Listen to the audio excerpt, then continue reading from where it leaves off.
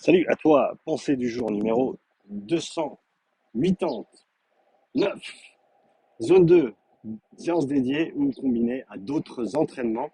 C'est une question que j'ai reçue de François, si je ne me trompe pas. Je sais plus si c'était dans les commentaires ou en DM Instagram. Mais je me dis que ça fait une bonne pensée du jour, donc nous voici, nous voilà. Avant de répondre à la question, petite annonce, j'ai lancé hier, étant donné que je posterai cette pensée du jour demain, et que aujourd'hui j'ai publié euh, une formation gratuite sur les ergos concept 2, comment euh, tirer plein profit de cet écosystème monstrueux et des outils d'entraînement que sont le rameur, le ski erg et le bike erg. Et donc je t'invite à aller suivre cette formation gratuite sur upsidestrengthacademy.com, lien dans la description. La formation s'appelle Ergmaster, Ergmaster. Et donc l'idée, c'est, il y a pas de notion de programmation, d'entraînement à proprement parler.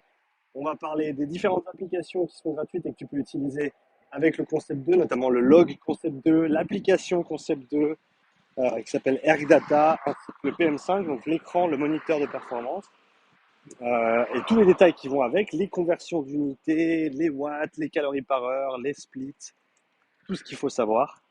Et également des vidéos avec des instructions techniques pour le rameur, pour les réglages, pour le ski erg, pour le bike erg, revue de technique optimale pour le ski erg avec les champions du monde sur différentes distances et tout ça et tout ça.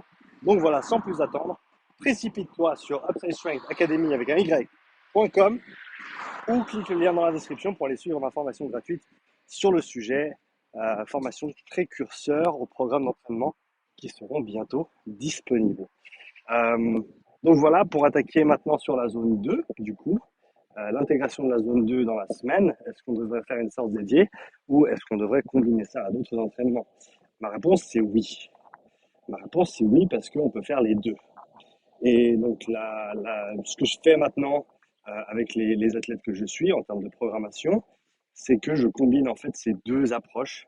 C'est-à-dire que par exemple, pour ajouter un petit peu de volume à la semaine, sans nécessairement rajouter des entraînements supplémentaires, et ben, après une séance intense, tu rajoutes 20 à 30 minutes de basse intensité, 3 fois par semaine. Boum! Ça fait ça fait 1 heure à 1 heure et demie d'entraînement en plus que tu faisais pas avant, de basse intensité. Donc ça va pas te flinguer, au contraire, ça va t'aider avec ta récup après les grosses intensités, ça va t'aider avec ton volume d'entraînement, t'aider avec les intensités d'entraînement.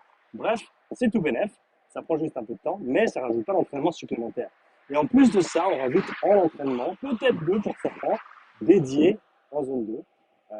Et donc là, quand je parle de l'exemple que j'ai mentionné, c'est principalement dans un cadre de compétiteur de CrossFit.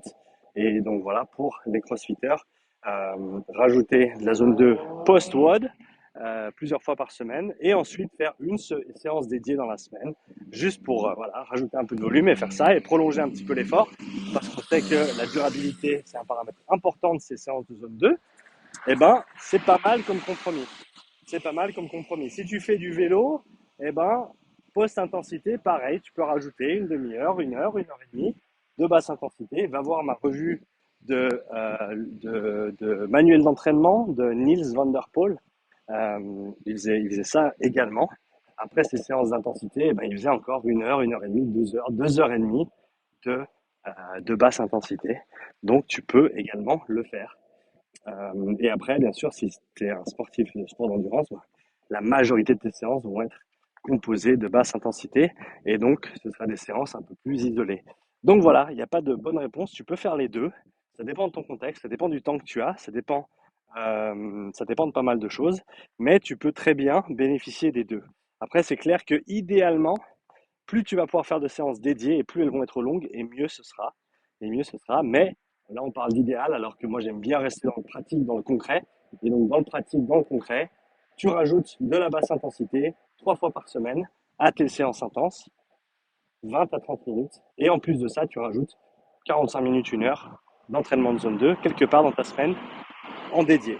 Et voilà, on arrive à la réponse.